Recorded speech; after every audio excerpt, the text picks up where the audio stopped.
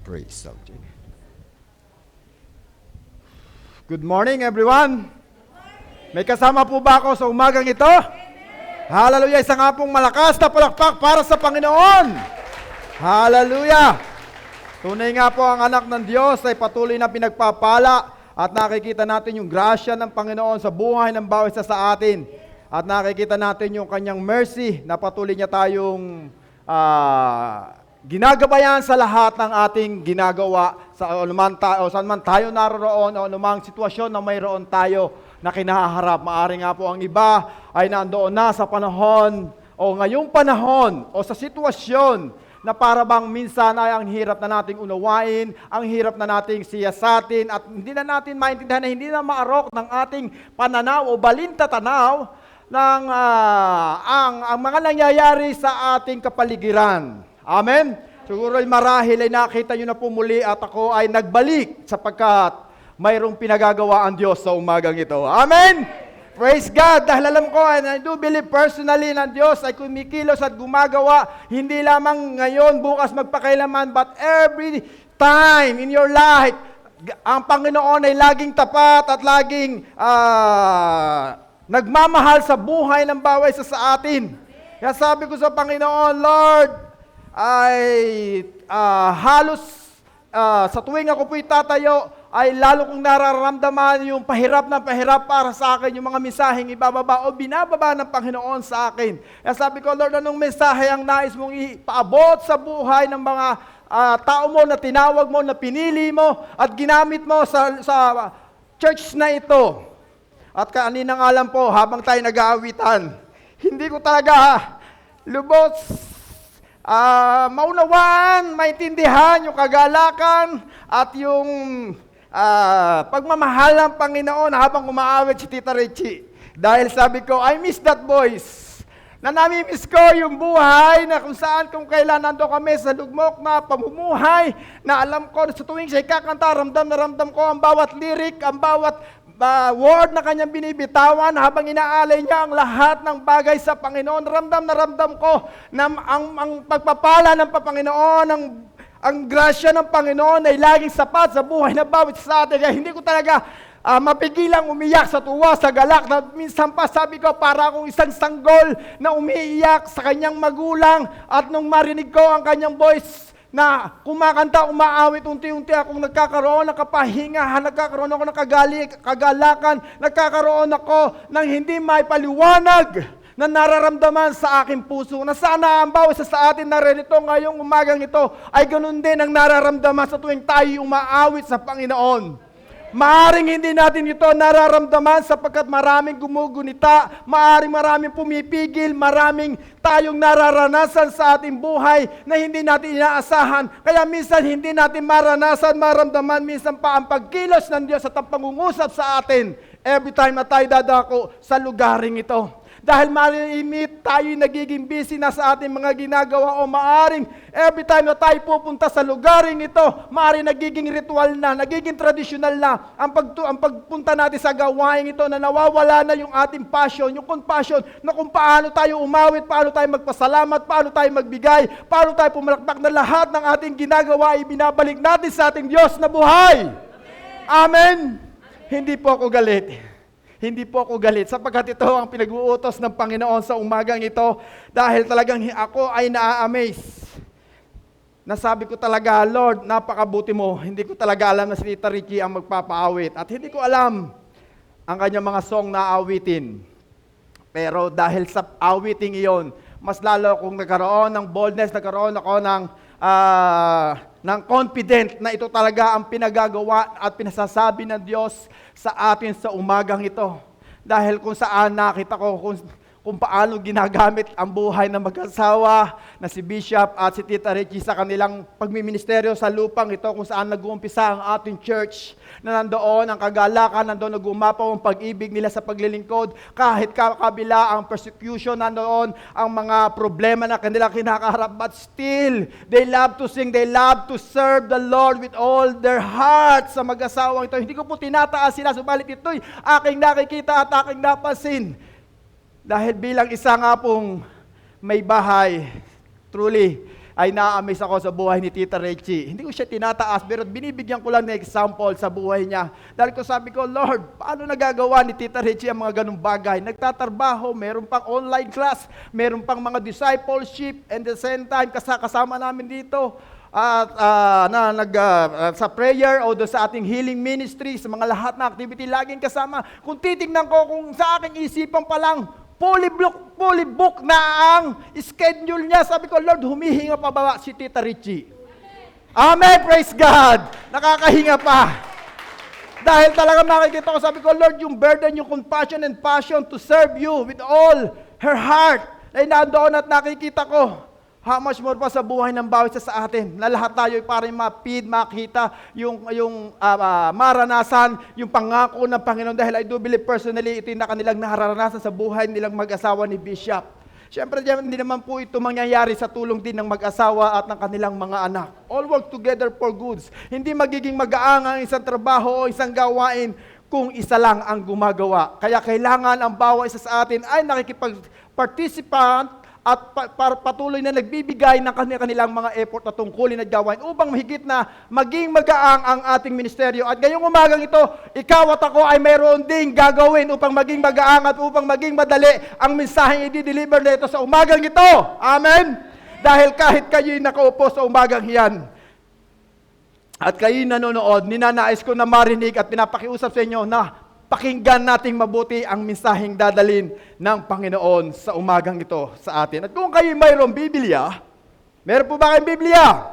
Amen, praise God. At ito yung pinagmamalaki natin sa ibang lugar at iba't ibang churches na ating nga po mga branches na binuksan dahil dito sa church na ito, umaapaw at ang dami talagang mayroong Biblia. Amen? Kaya kung kayo may Biblia, makitayo kayo, at magsabay natin basahin. Maaari alam niyo na po ang ating pagbubulayan sa oras na ito. Nakita niyo naman siguro sa aking outfit, nagbalik muli at ako inautusan ng ating Panginoon. Hallelujah! Sa Exodus chapter 3, verse 1 to 3. Exodus chapter 3, verse 1 to 3. Nakita niyo na po ba? Praise God! Sabay-sabay po natin basahin. Now, Moses was tending the flock of Jethro, his father-in-law, the priest of Midian. And he led the flock to the Horeb, the mountain of God. There an angel of the Lord appeared to him in the flames of fire from within a bush. Moses saw that though the bush was on fire, it did not burn up.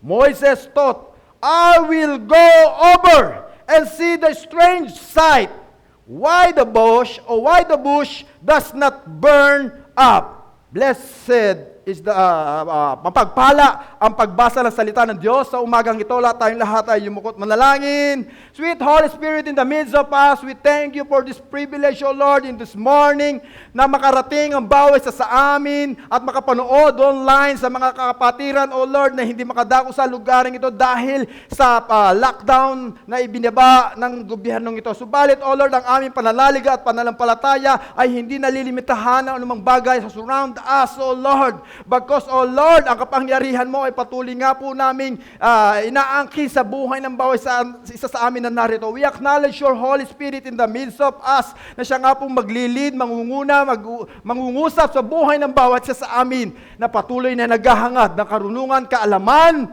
at higit sa lahat ng bagong revelasyon sa buhay ng bawat isa sa amin upang maging kagamit-gamit ang mga salita mo every day in our living, O Lord, sa buhay na ito, na kung saan nababalot na ng kadiliman, nababalot ng kapighatian, nababalot ng anumang bagay, O Lord, subalit kami ay hindi nagpapa-apekto nito sapagkat meron kaming isang Diyos na kinikilala, na siyang pumuprotekta, nag-iingat at nagmamahal sa buhay ng bawat isa sa amin, O Lord. Kaya sa umagang ito, patuloy na gamitin mo ako bilang nga pong instrumento sa umagang ito at ikaw ang siyang maitaas, ikaw mapapurihan, ikaw mabigyan ng kaluguran sa umagang ito. Let your will, in your way, in your wisdom, will done in this morning. In Jesus' name we pray.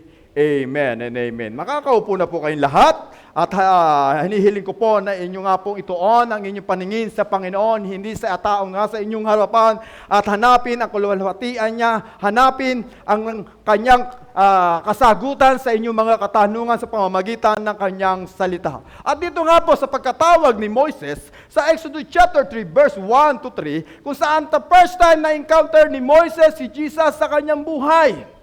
I do believe personally ang pagkipagtagpo ng Panginoon kay Moises ay hindi isang insidente lamang, hindi isang mistake, kundi ito isang predestined ng Panginoon na siya tawagin kung saan siya ay nagpapastol. Siya ay nandoon sa pastulan at patuloy na pinapastulan ang mga plak sa kanyang buhay o sa kanyang pag-aari ng kanyang biyanan na si Jethro. At along the way na sa kanyang pagpapastol, siya ay nandoon sa bundok ng Horeb, kung nasaan ang tinatawag ng bundok ng Panginoon, ay na-encounter niya ang Panginoon within a burning bush, burning bush, o naglalagablab na punong kahoy. At itong naglalagablab na apoy na ito, o ang apoy na ito, ay hindi pangkaraniwang apoy. Ito isang apoy na nakakamangha, ito isang apoy na nakakagilalas, isang apoy na hindi kayang ipaliwanag ni numan. Kaya nang makita ito ni Moises, nagkaroon siya ng curiosity sa kanyang buhay, na sabi niya, bakit alam ko sa disyertong ito, madaling magkaroon ng apoy, sapagkat walang ulan, maaring sa tindi ng init, lahat ng bagay ay maaring magliyab sa gitna ng wilderness o sa desert place. Tama po ba? Kaya hindi na bago sa paningin ni Moises kung makakita siya ng apoy sa wilderness. Subalit nang makita niya at masilayan ng apoy na ito'y nagbigay sa kanya ng malaking konklusyon at sa malaking pag-iisip. Bakit nang makita niya ang apoy na ito sa isang puno ay naglalagablab, ngunit ang puno ay hindi nasusunog o natutupok. Kaya pinamagatan ko po ito sa umagang ito, The Strange Fire. The strange fire. Kakaibang apoy. At alam naman po natin na ang apoy na ito, sa panahon natin ngayon, ito'y nagiging kagamit-gamit, maging sa unang panahon, ang apoy ay naging kagamit-gamit sa maraming saling lahi na. Alam natin ang apoy ay ginagamit, it is useful and harmful. Ito yung nagiging useful sa ginagamit natin in daily living, na pwede tayong magluto ng ating kakainin, at nung unang panahon, ang mga makinarya ay ginagamitan o pinapatakbo sa pamamagitan ng apoy. Naniniwala po ba kayo doon? Dahil ang mga unang mga makinarya ay patuloy sila powered by the fire. At maaaring ito ay ang apoy ay nagbibigay sa atin ng liwanag, o it give light to us, and it help us na magkaroon tayo para mawala ang ating pong panlalamig. Katulad sa panahon ngayon. Maaring ngayon po ay August na, tapos na ang kalahating taon, at next month ay burn na. Nararamdaman na natin at ramdam na natin yung lamig ng simoy ng hangin. Tama po ba? Nararamdaman na natin. Subalit bakit yung iyong crush at iyong mahal, hindi mo naramdamang nalalamig na pala? Amen? Sa patalas lang, hugot lang sa mga kabataan. Ito'y nagiging useful kung patuloy natin itong gagamitin in good way sa ating buhay. At ito'y nagiging harmful kung wala tayong well knowledge and wisdom how to handle it and to use it wisely. Minsan nami-misuse natin ang apoy. Kaya nga sabi ng matatanda o kasabihan ng matatanda, di bali na daw di bali nang manakawan, wag lang masunugan. Dahil ganon ka-harmful ang sunog. Dahil maaring mawala ang lahat ng bagay na tinatangkilik mo, lahat ng property mo sa pamamagitan ng apoy. Dahil lahat ng bagay na nandito nag-i-exist sa lupang ito ay kayang-kayang tupukin ng isang apoy. Tama po ba? At minsan nga po, sa Biblia ay ginamit din po ang apoy upang i-destroy ng Panginoon ang isang city. At alam po natin yan sa Genesis chapter 19, na kung saan ang city ng Gomorrah at Sodom ay tinupok ng isang sulfur na pinadalhan ng Panginoon ng apoy upang tupukin, lipunin ang lahat ng tao roon. Amen? Ginamit po yan ng Panginoon at gayon din si Elijah. Na nga po ito ay mababasa natin sa 1 King chapter 19 na kung saan si Elijah ay nagpray to consume the burnt offering on the Mount Carmel sapagkat nais niyang patunayan na ang ating Diyos na sinasamba at kinikilala ngayon ay nag-iisang Diyos at wala siyang kasama o katulad sa dinumang Diyos na kanilang kinikilala. Kaya ginamit niya ang apoy. He prayed to the Lord na mga pagpababa ng apoy upang i-consume ang lahat ng burnt offering. At nangyari po ba ito? Mababasa natin yan sa 1 King chapter 19 verse 18 na kung saan tinupok ng Panginoon ang lahat ng burnt offering na inalay nitong si Elijah. Kaya ganon ka-harmful ang apoy. At one time nga po, sa pagmiministeryo ni Jesus sa lupang ito, ginamit din ito ni James at ni John. Doon sa Luke chapter 9 verse 54. Sabi niya, nung sila'y pumunta sa isang lugar sa village of the Samaritan village na hindi tinanggap si Jesus at ang mga disipulo, ang sabi niya sa Luke chapter 9 verse 54, sabi ni John and James, Lord, do you want to call fire down in the heaven to destroy the Samaritan village? Yan ang kanilang panalangin. Dahil nga po hindi sila tinanggap sa village na iyon, gusto ni James and John na magpapababa ng apoy at tutupukin na ang Samaritan village. Kaya makikita natin dito na yung apoy ay kung saan ginagamit na pwedeng maging useful at pwede rin itong maging harmful sa mga taong walang sapat na kaalaman kung paano natin gagamitin ang apoy na ito. At ang Panginoon nga po ay gumamit ng iba't ibang uri ng anyo ng apoy upang ipakita ang kanyang kapangyarihan, ang kanyang kaluwalhatian, ang kanyang kadakilaan, at ang kanyang hindi masukat na grasya o gloria sa lupang ito. At yan ay mababasa natin sa Exodus chapter 11, verses 22.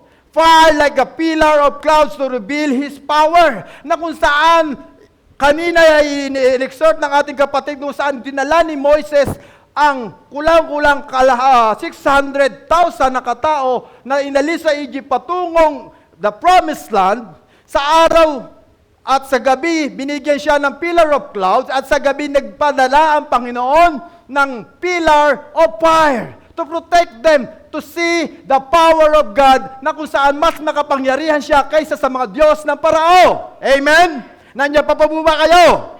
At sa Exodus chapter 24 verse 17, ipinakita ng Panginoon ang kanyang glory sa mga Israelite at ang sabi ng mga tao nakakita ng apoy na ito, the glory of God is like a consuming fire. Ipinakita ito sa Exodus chapter 24 verse 17. At doon gayon din sa 2 King chapter 2 verse 11. Pinakita to ng form like a chariot of fire and horses of fire, na kung saan dinagit ng apoy na ito si Elijah na kinuha na siya ng Panginoon. Nakita ni Eliseo na mayroong chariot and horses na parang isang apoy. Amen? Are you with me this morning? Nakukuha niyo po ba? Ito yung mga isang halimbawa at gayon din sa Acts chapter 2 verse 3. Like a tongue of fire. Now, this is the Holy Spirit na kung saan nagdiriwang o nagkaroon ng gathering ang mga disciple kasama ang mga mananampalataya na sa kanilang pag-praise and worship, biglang mayroong sandilang apoy na dumagit sa kaluwalhatian o sa presensya ng mga taong naroroon at silang lahat ay nagsalita ng iba't ibang uri ng lingwahe. Ito yung mga kumakatawan ng isang apoy at nagpapakita kung sino ba yung ating Diyos. Amen? Kung pinapakita at ang kahalagahan ng isang apoy, maaring ito ay isang sumisimbolo ng isang anointing. Anointing na kailangan ay matransfer sa iyo at sa akin sa umagang ito. Sapagkat hindi natin matapagtagumpayan ang problema, lahat ng ating pinagdadaanan sa buhay kung wala ang anointing ng Panginoon. Hindi dahil ikay magaling, manalangin, ay gagaling ang may karamdaman. It is because the anointing is with you na ibinigay ng Panginoon. Hindi porkit ikay mayroong negosyo, may salapi, may pananalapi, may kakayahan, may kaalaman, masasabi mo na ikay pinagpala at ang iyong negosyo ay magsasukses sa iyong buhay. Hindi mo masasabing kung ikaw ay malambing, maganda, marikit, sexy, macho, ay magwa-workout na ang iyong relationship sa iyong asawa at sa iyong mga anak. Because the anointing is with you, everything will be okay in your life. Nagiging maisi ang lahat ng bagay dahil ang anointing ay pinupur out sa buhay ng bawat isa sa atin sa tuwing tayo'y nakikinig ng salita ng Diyos.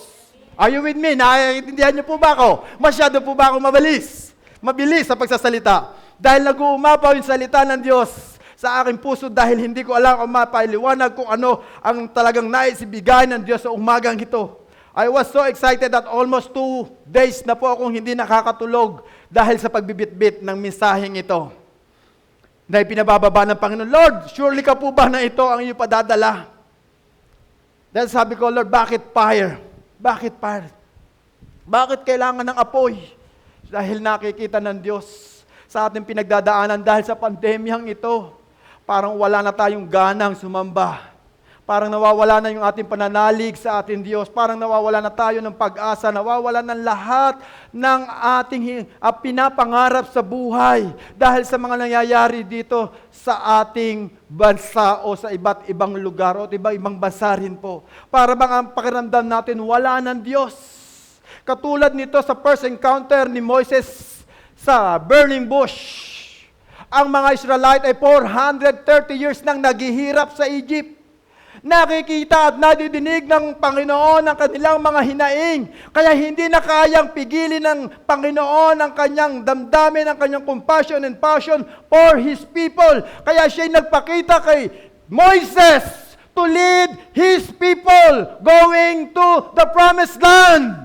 Katulad din sa umagang ito, maaaring kayo at ikaw at ako ay naririto'y nawawalan na rin ng pag-asa, nawawalan na rin tayo ng pananampalataya, nanlalamig na rin tayo dahil sa nangyayari at para bang ayaw na nating dumako sa lugaring ito every Sunday para magpurit, sumamba sa ating Diyos. Parang nagiging routine na lang, parang nagiging traditional na lang, parang naging trabaho na lang natin ang paglilingkod sa araw ng linggo.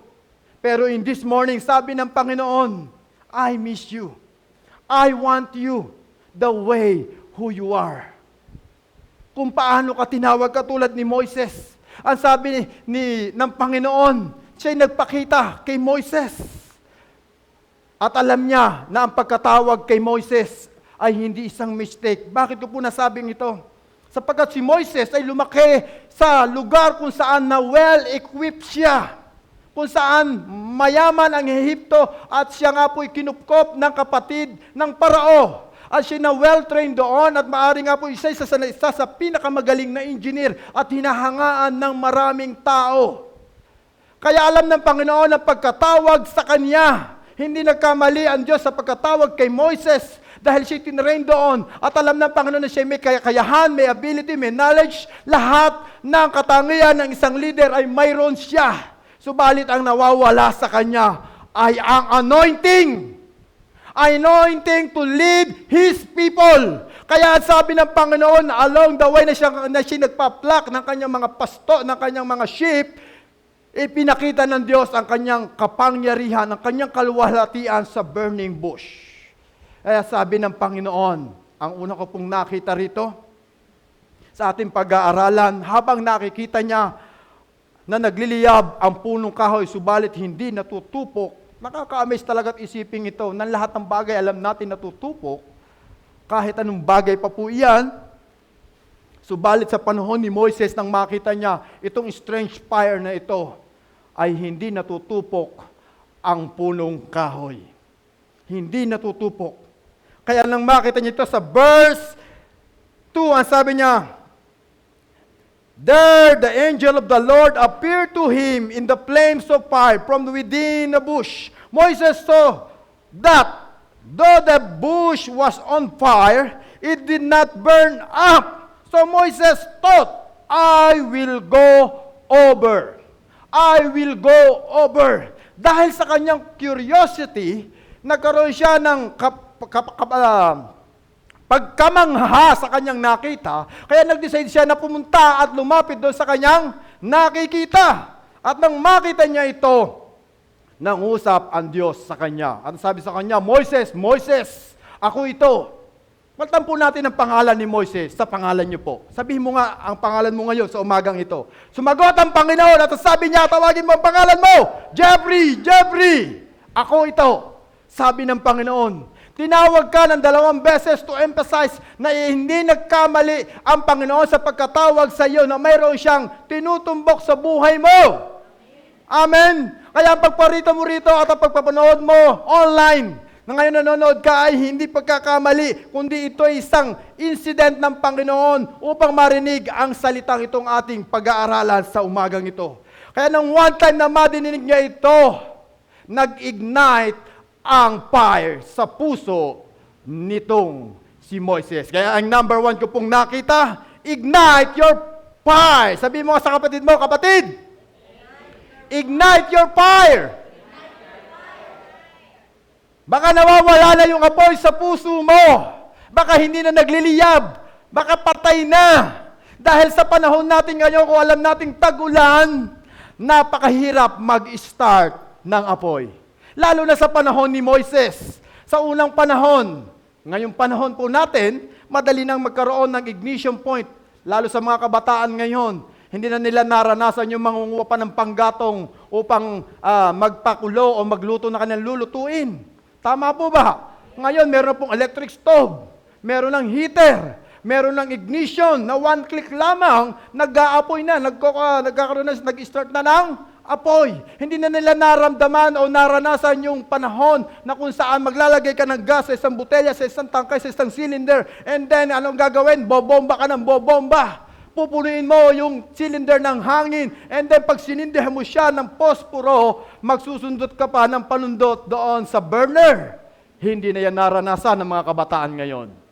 Hindi na alam yan, na ang bawat kamay mo nauulingan kasama na pati ang nguso mo at ilong, habang ikaw ay bumubuga ng hangin, dahil napakahirap makapagpapoy.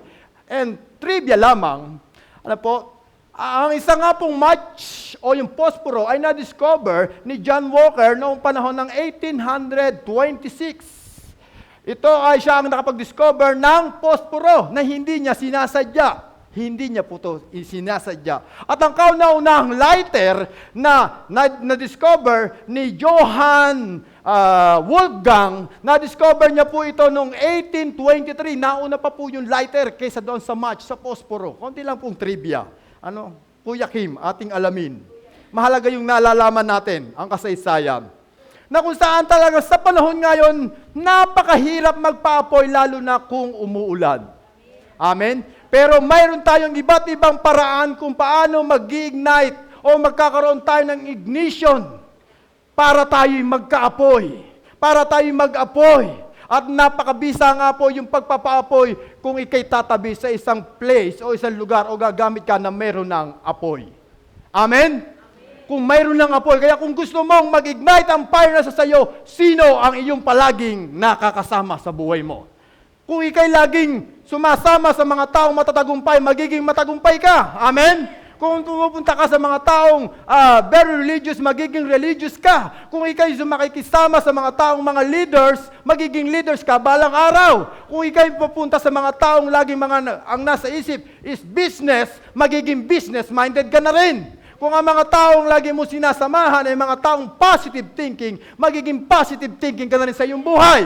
Kung ang mga taong pinakasamahan mo o lagi mong kasama ay masisiyahin, nagiging masaya ka rin. Amen? Kung ikaw ay nakikisama sa mga taong matalino, magiging matalino ka na rin. Amen? Kaya kung makikisama ka sa akin, magiging akin ka na rin. Joke lang. Amen? Talastas lang po, masyado kayong seryoso sa iyong buhay. Dahil makikita natin kung saan tayo nakikisama, mas madali tayong ma-impluwensyahan ng mga kasama natin at kinakasama natin sa ating buhay. Mas madaling mag-ignite ang lahat ng nasa atin o inaasa mo kung ang iyong pinapangarap ay nilalakaran mo at kasama mo yung divine contact na ibinigay ng Diyos. Pero ang nakakatuwa sa Panginoon, wala siyang divine contact na ginamit o tao, the divine person. Pero ang ginamit niya is a burning bush na isang nag-aapoy. Kaya nang ma-encounter niya ang Panginoon sa kanyang buhay, na makita niya ang burning bush na ito, nagkaroon siya ng kaluwan ng kaisipan na sa kanyang pagpaplak in his heart, the divine calling is in his heart, but in his mind is the pluck.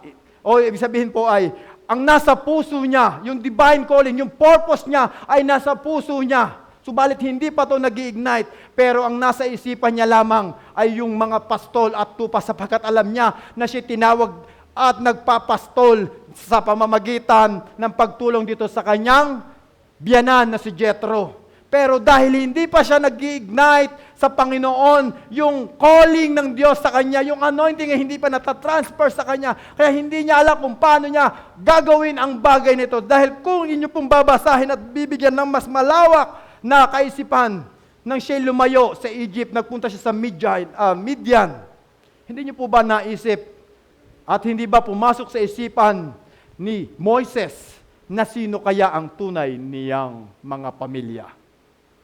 Sino ba ang kanyang mga kapatid? Sino ba ang lahat ng kanyang relatives?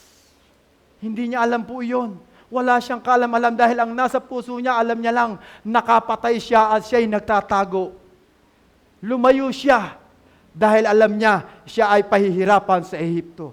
Pero dahil nang ma-encounter niya ang Panginoon, the divine calling, the divine purpose, ay nag-ignite sa kanyang buhay na sabi niya, Moises, tinawag kita to lead my people. Dahil nadidinig ko ang paghihirap, nadidinig ko ang daing, nadidinig ko ang dasal ng aking mga tao. Kaya pinili kita, Moises, to lead them into the promised land. 430 years na silang naghihirap, na nandoon na, no, walang kapag-asa, umiiyak. Halos-halos sila ay mamatay na sa hirap, sa dusa, na bumagsak na ang lahat ng kanilang pag-aari, maging ang pananampalataya. Subalit now, Moises, tinawag kita to lead them. Katulad sa umagang ito, ikaw na narito, ikaw na nanonood online, maaring ngayon nawawalan ka na ng pag-asa. Bakit hindi pa natatapos ang pandemyang ito? Bakit mayroon nang mga vaccine pero marami pa rin mga nagkakasakit? Ano ba talaga yung protection na hinahanap mo? Ano ba talaga yung sinasabi mong saan ka magiging secure sa panahon ngayon? Saan ka ba magkakaroon ng protection? Ito'y mararanasan lang natin sa presensya ng ating Diyos na buhay. Amen? Lahat ng ating hinahanap ay matatagpuan natin sa ating Panginoon kung tayo'y mag-i-ignite sa presensya ng Diyos. Hanapin natin yung kalooban ng Diyos katulad ni Moises. Maaring sa oras na ito, nanonood ka, nakikinig ka, pinakikinggan mo ang mensaheng ito. Maaring ngayon nasa puso mo ang negosyo, ang pamilya, ang marangyang buhay, ang masaya, makatapos ng pag-aaral, magkaroon ng asawa, ng anak, magkaroon ng maraming properties. Pero ang tanong, iyan ba talaga ang pagkatawag sa iyo ng Diyos? Maaring tayong lahat ay nag-aasam ng mga rangyang bahay, magandang pamumuhay, lahat ng properties, lahat ng kasiyahan ng ating pangatawan ay inaasam natin sa ating Diyos. Subalit ang tanong, ito ba talaga ang layunin ng Diyos para sa iyo? Dahil maraming tao mga success, maraming tao mga pinagpala, hindi lahat ng tao na natutulog na mayroong magandang kwarto, mayroong waterbed, mayroong aircon, ay nakakatulog ng maayos. Hindi lahat ng mayroong taong mayroong pagkain sa hapagkainan, may ulam na masarap ay nabubusog. May mga taong may mga relasyon, may mga anak, subalit hindi natin masasabing masaya at matibay ang kanilang relasyon. May mga taong may trabaho, mayroong posisyon, mayroong mga katungkulan sa buhay, subalit hindi natin masasabi na sila talaga ay tagumpay sa kanilang buhay. Dahil bakit? Dahil wala maari ang Panginoon sa kanilang buhay. Maaring hindi ang Diyos ang center ng lahat ng bagay na nasa kanila. Kaya sabi nga po sa umagang to, ignite your fire, kapatid. Desire to ignite the fire. Yung apoy na nasa sayo, na pinagkaloob ng Panginoon. Amen? Mahirap man mag-umpisa. Mahihirapan man tayo, nasasaktan man tayo, pero we want. Dapat ituon natin yung ating paningin, yung ating desire na ma-ignite yung nasa atin. Yung dati mong ginagawa, katulad na sinabi ko sa inyo kanina from the start, I miss that voice singing to the Lord. Nasaan na yung una mong pag-ibig, bagamat na tayo nagiging busy sa lahat ng ating ginagawa. Maaring fully book na ang ating schedule sa trabaho, sa karir, sa negosyo. Maaring fully book na tayo sa ministeryo. Marami tayong ginagawa, fully loaded na tayo. Pero ang tanong ko, yan ba talaga ang pinagagawa ng Diyos sa iyo?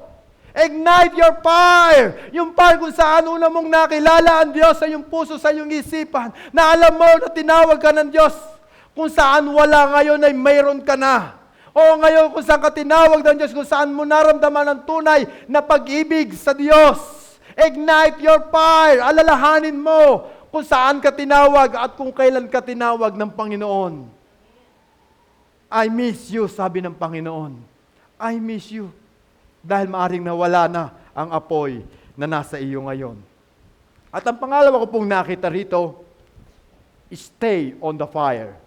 Kung mahirap magpaumpisa at mag-umpisa ng apoy, lalong mas mahirap ang mag-stay or keep on fire. Bakit po? Katulad nga po, kung sino po'y nakakalam ng elements of fire triangle, there are three kind of fire, or three elements of fire triangle. Ang kailangan mo yung oxygen, fuel, and heat para mag-exist ang isang apoy. So pag ang element ay nawala sa fire triangle na ito, mawawala ang apoy. So kailangan ma-maintain mo ang tatlong elements na ito para manatili ang apoy sa isang object. So ang ating nga pong tinatalakay ngayon, how to stay on fire.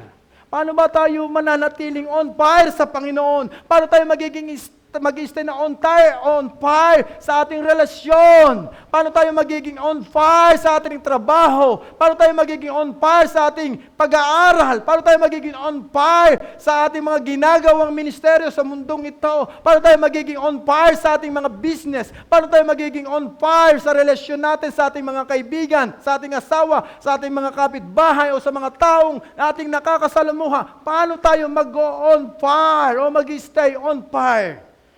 Dahil sa totoo,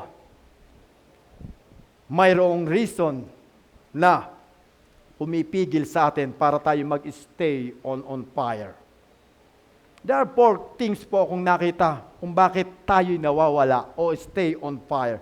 4 things that quench or kill the fire of God inside of your heart. May 3 bagay. Kung bakit minsan ayaw mo lang magpatuloy, ayaw mo lang maglingkod, ayaw mo lang magmahal, ayaw mo lang magpatawad, ayaw mo lang magbigay sa tithes and offering, ayaw mo lang sumamba, ayaw mo lang makita si pastor, ayaw mo lang makita si sister, ayaw mo lang makita ang asawa mo, ayaw mo lang gawin ang lahat ng bagay.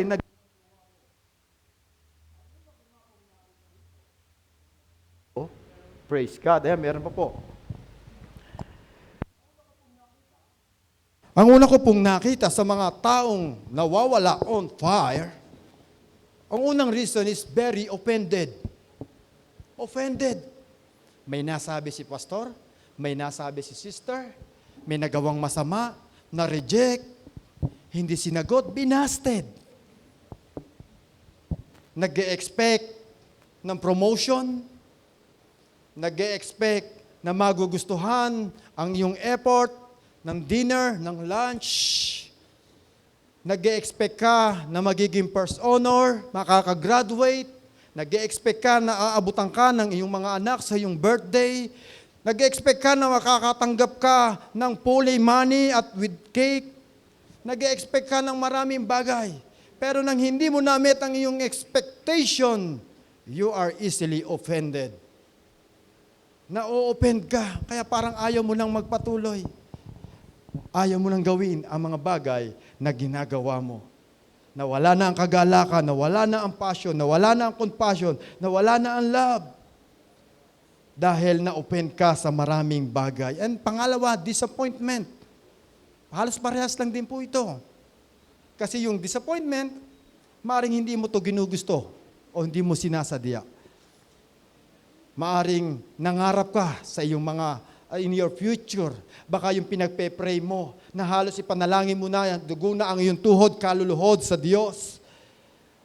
Nag-i-speaking tongue ka na sinasabi mo, siya na ba, siya na ba, siya na ba, wala na ba, wala na ba, wala na ba. Kaluluhod mo sa iyong pinapangarap na makakasama, katuwang sa buhay, nangangarap ka na ma-regular sa trabaho, nangangarap ka ng mga ibang bansa, nakapagpa-medical ka na, meron ka ng visa, hindi ka pa makapunta ng Canada, o sa mga bansa, sa Australia. Disappointment. Na para bang mayroon kang ibinaba sa loob ng church, ngunit wala kang nakitang taong kahit ni isa na sumuporta, pero hindi po sa church na ito. Amen? Hindi po sa church na ito dahil ang mga tao sa loob ng church na ito ay very supportive. Amen? At naniniwala at nananalig na ang Diyos ang siya nga pong gumagawa at kumikilos at nagbababa ng lahat ng ating mga activities and project dito sa loob ng church. Amen? Pero disappointment will come in our heart. Dahil akala mo, mag-i-start ka na, magpabakod, umulan. Disappointment. Hindi makapag-umpisa dahil sa panahon. And then, pangatlo is busyness. It's good and well kung ikay busy sa relationship mo sa Panginoon.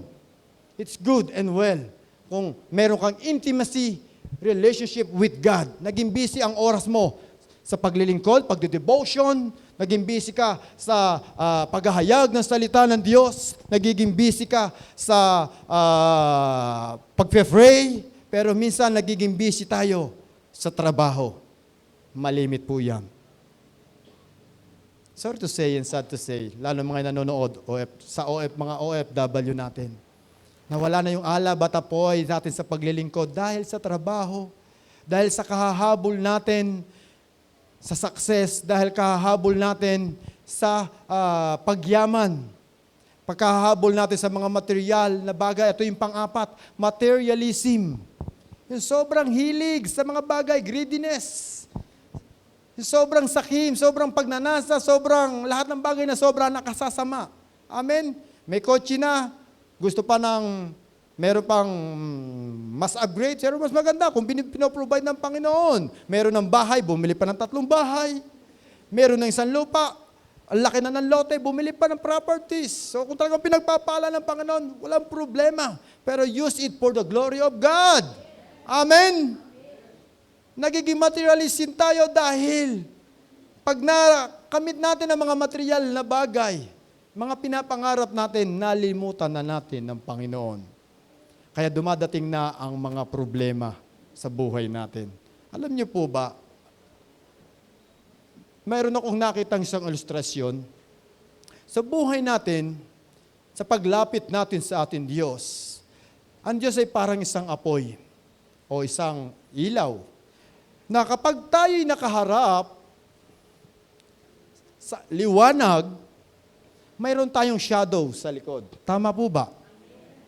Ang shadow ay parang problema. Kapag tayo'y nakaharap sa ilaw na ito, ang shadow nasa likod lang. Gayon din ang problema.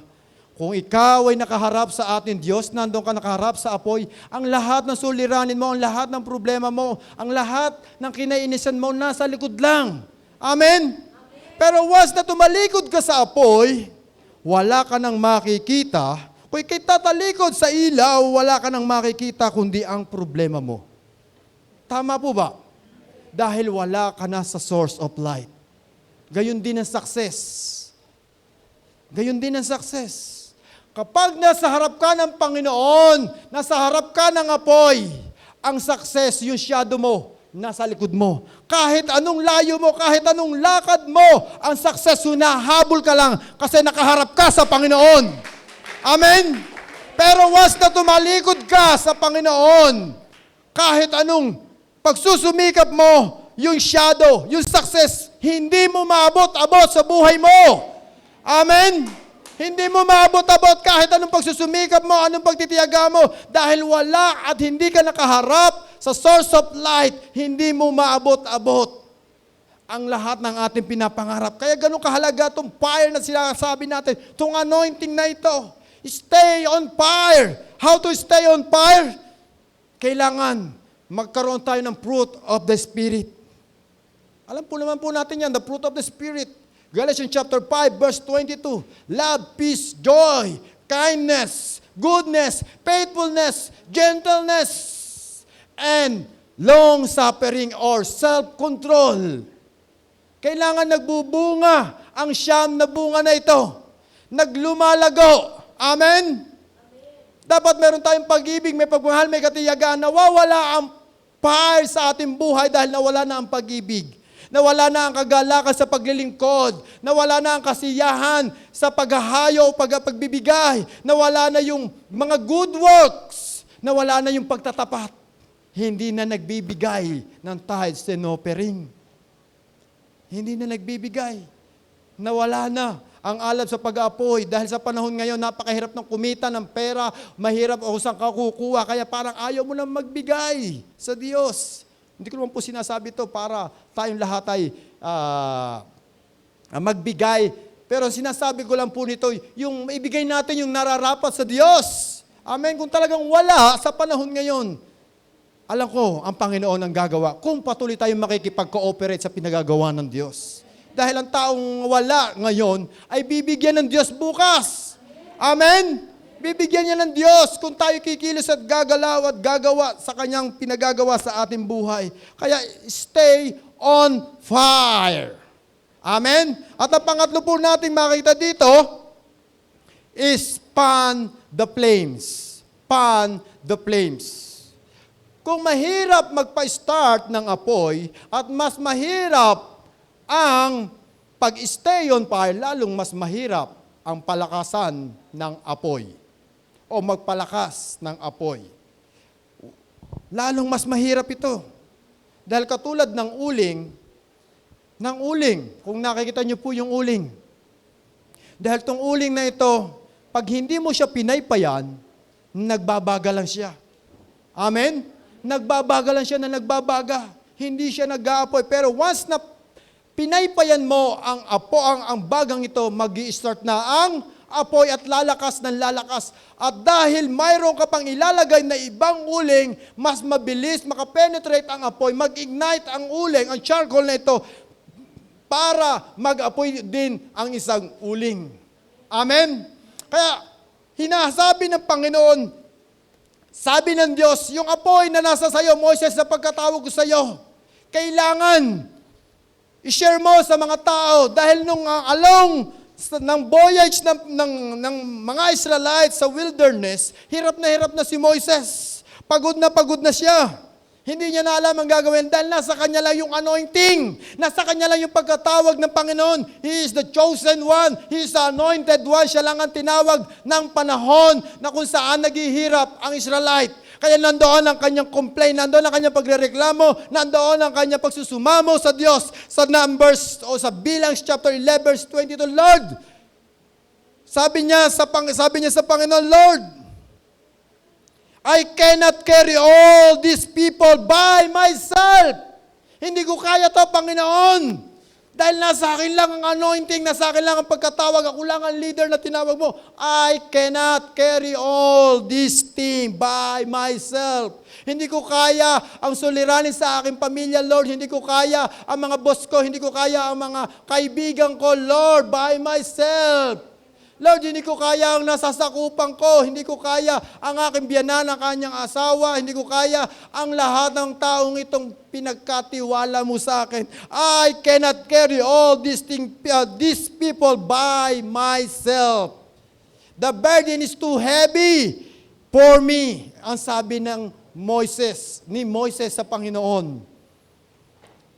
Kaya sabi niya, Lord, kung ako'y nakita mo ng favor, kung nakikita mo ako ng favor sa iyong mga mata, do not let me face my own ruin. Dahil bakit po? Meron siyang passion and compassion sa tao. Nang makita niya at makilala niya ang kanyang buong sambayanan at ang buong relatives niya, nandoon yung kanyang passion na gusto niyang tanggalin ang paghihirap ng buong Israelite.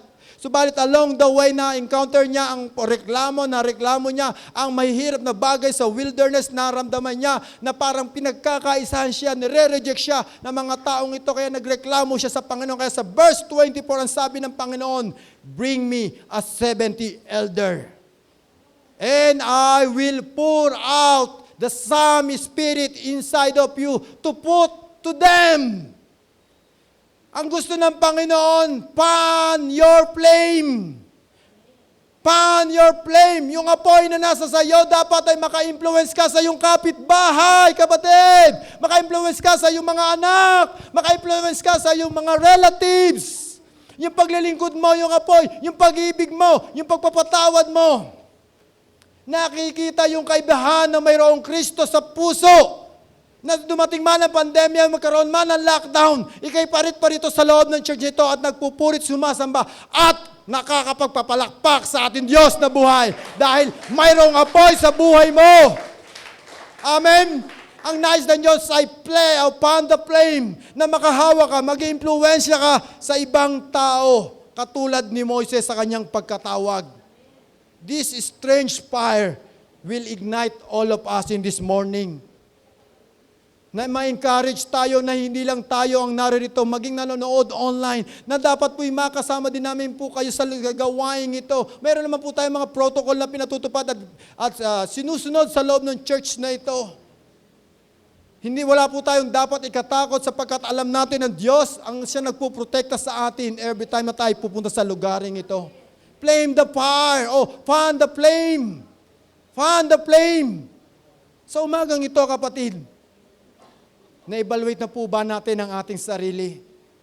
Ang Diyos ay nangungusap, I do believe personally, nangungusap sa iyo, kapatid, maging nanonood ngayon online. Hindi man sinasadya o hindi mistake ang pagkapakanig ng mensaheng ito.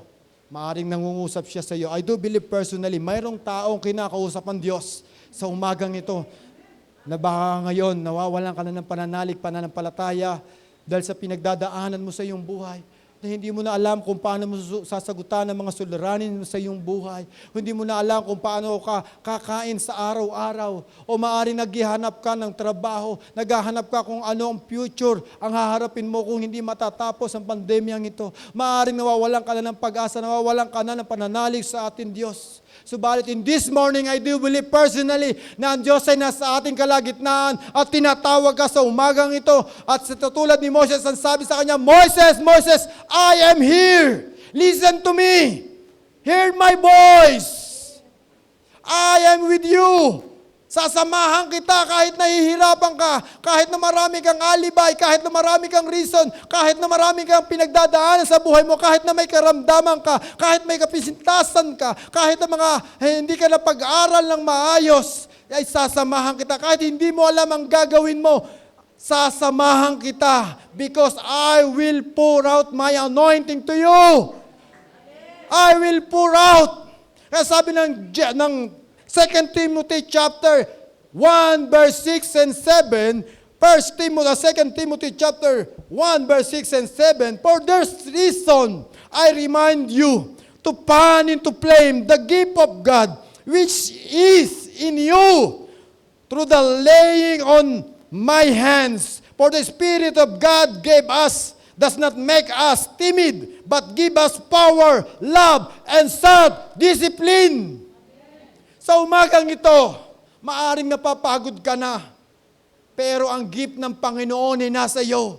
Ibinigay yan sa iyo ng Panginoon. Hindi ibinigay yan para nakawin ng kaaway. Hindi ibinigay yan para sa demonyo. Hindi yan ibinigay para sa katabi mo. Hindi yan ibinigay para sa kapitbahay mo. Hindi yan ibinigay kung kanino. Dahil ibinigay yan para sa iyo. Amen. Sabi niya, the gift that inside of you. In this morning, let's stand up.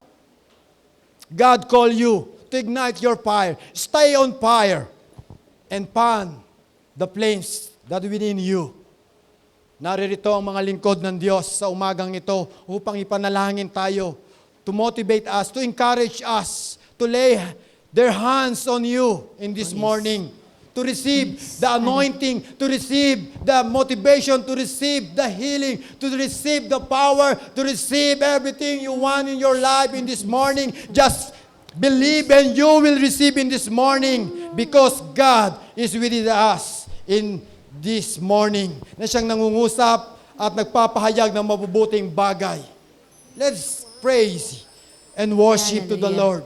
Yes, And let the man of God will work for you in this morning.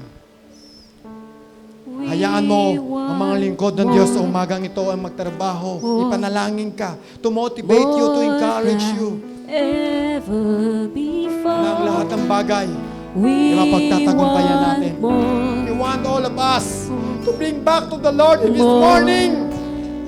He want us na mag-alap muli ang apoy na nasa sa iyo. Ang init na paglilingkod. We want more. Ang sabi ng Diyos, you forsaken your first love to me. Na kung saan din tinawag kita. Kung nasaan na itong kasalusap, ngayon nandito ka. At hinaharap ang mga bagay na nasa iyong harapan. Maaaring nakalimot ka, maaaring nagtampo ka, maaaring lumayo ka, pero hindi nagbabago sa iyo sa umagang ito. Kausapin mo ang Diyos sapat siya'y nangungusap sa iyo sa umagang ito. He wants you. He loves you. He misses you. He wants to encourage you this morning. He wants to heal you. He wants to motivate you na patuloy ka maging kagamit-gamit. Yung desire na makapagbigay, na makapaglingkod. He wants you to revive, to refresh the spirit that's within you in this morning. Let the Spirit of the God pour out in you in this morning. The anointing, the power. Spirit of God God. allowing this happen to your life. To see His goodness, to His promises in your life. We want Kaya sa umagang ito, more. let praise and worship to the living God. At hayaan natin na ang man of God na siyang manalangin para sa atin. To release the blessing, to release the anointing, to release everything we want to meet in this morning by the grace of God. More. Let us worship the Lord. More Our King of glory. than ever before. Our God Almighty. He is our exalted one. He is our King of glory. More than He deserves all honor and praise. we Holy God Almighty. Thank you, Holy Spirit. more than ever Thank you, Holy Spirit. Thank you, Holy Spirit. Spirit of the living God. Worship. Have Worship your way in the in Spirit and in us. Have your way Invite in the Holy Spirit. us. Oh, Take control over your fire life. falling down. Invite the Hearts Holy are Spirit crying to out. set How we fire need you now. inside of your heart right now. Be on fire with the holy fire of God. Be on fire with the Holy Spirit. In the mighty name of Jesus, raise your hands upon the Lord. Acknowledge His holy presence. Worship Him. Love Him wholeheartedly. Love the Lord with all your heart, with all your soul, with all your mind, with all your strength. Love the Lord every day. Spirit Hallelujah. Spirit of God. Receive the fresh filling fire of the Holy We Spirit. want more of you. receive the fresh We filling want fire of the more Holy of you. Spirit. In the mighty name of Jesus. We Marahil on want fire ka more. naman sa Panginoon, pero gusto mo pang mag-alab ka sa iyong relasyon sa Lord. More than Mag-alab sa iyong ever paglilingkod, before. sa iyong intimacy We with the Lord. want more. You want more of His presence. You want more of His holy fire.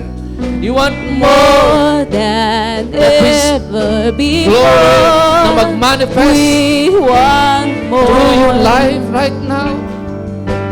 More. Just open your heart and acknowledge the presence of the Lord. Never before, 'cause we want more. Receive more. May increase. I declare and speak supernatural increase, divine increase in all aspect of iyong buhay. May increase ka sa holy fire. May increase ka sa anointing. May increase ka sa kalakasan mula sa Panginoon. May increase ang iyong passion sa iyong relasyon sa Panginoon every day. In the mighty name of Jesus. Patuloy ka ma-increase every day. Every day maranasan mo ang increase ng Panginoon sa buhay mo. Ang increase ni Lord para sa iyong paglilingkod, sa iyong relasyon sa Panginoon. Ma-increase ka sa iyong obedience, sa iyong faith, sa iyong pagsunod, sa iyong pagtitiwala sa ating Panginoon. In the mighty name of Jesus, ma-increase ang grace ni Lord. Increase ang grace ni Lord sa iyong buhay in the mighty name of Jesus.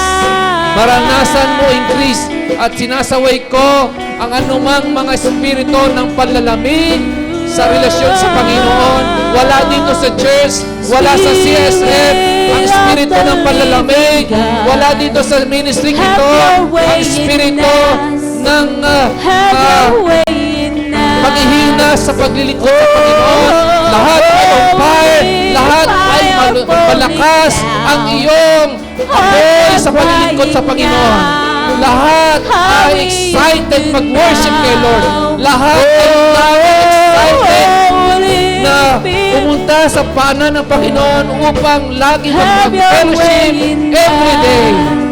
In the mighty name of Jesus, passion, holy fire sa iyong pag-meditate ng Word of God every day.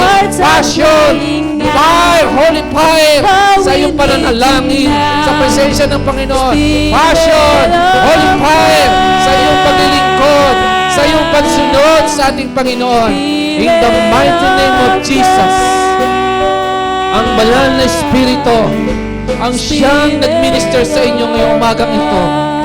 Ang banal na Espiritu ang muli nagpaalam at patuloy pang nagpapaalam at lagi magpapaalam ng inyong relasyon sa Panginoon, ng iyong intimacy with God every day. Hallelujah. In the mighty name of Jesus. Sa mga humingi ng complete healing, receive miracle for your healing right now. In your body, from the crown of your head to the sole of your feet. I speak life. I speak Zoe. I speak healing sa inyong buong katawan. In the mighty name of Jesus. In the mighty name of Jesus. Lumakas ka.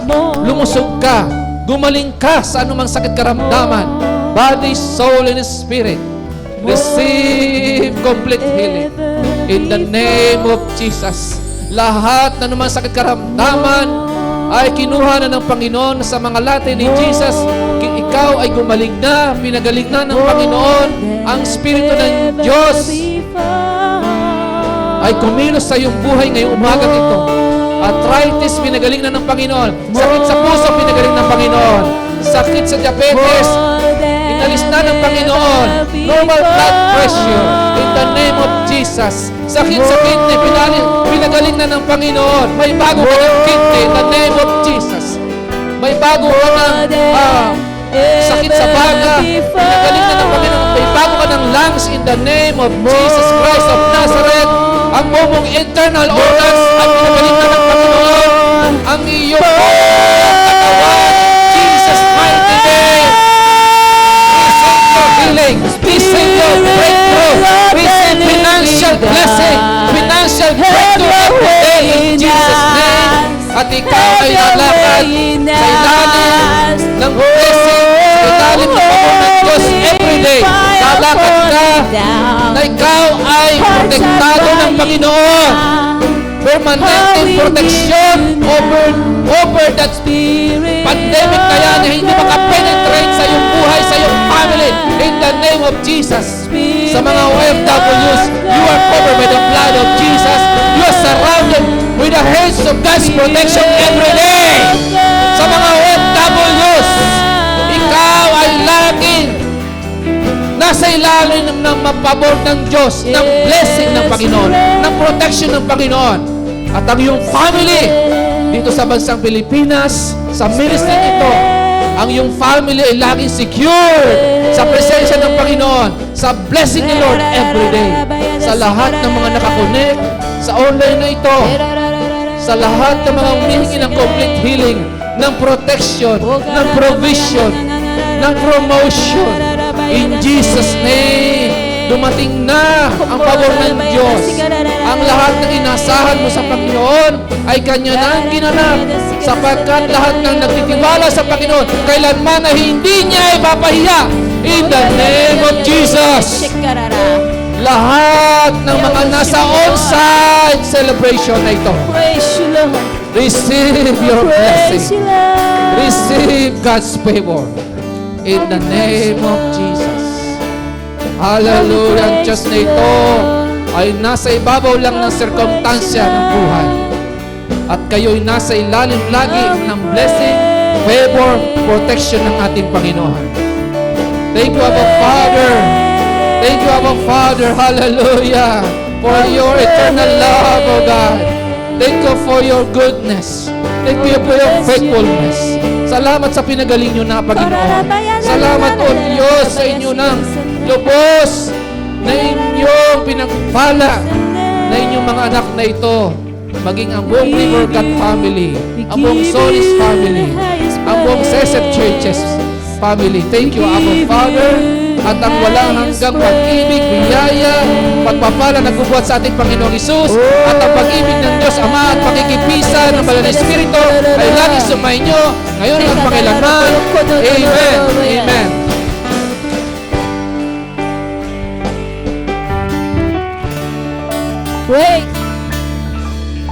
Praise you, Lord. Salamat sa Panginoon.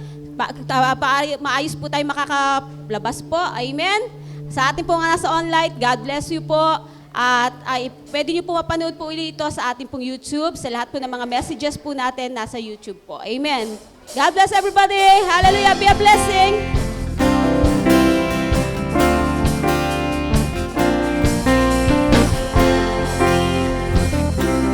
Hallelujah.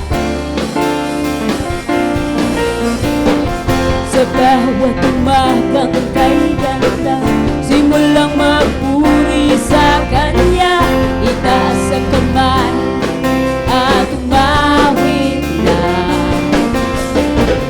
Sa bawat araw na nadaraan, Panginoon, ikaw ang dahilan sa lahat ng lugar.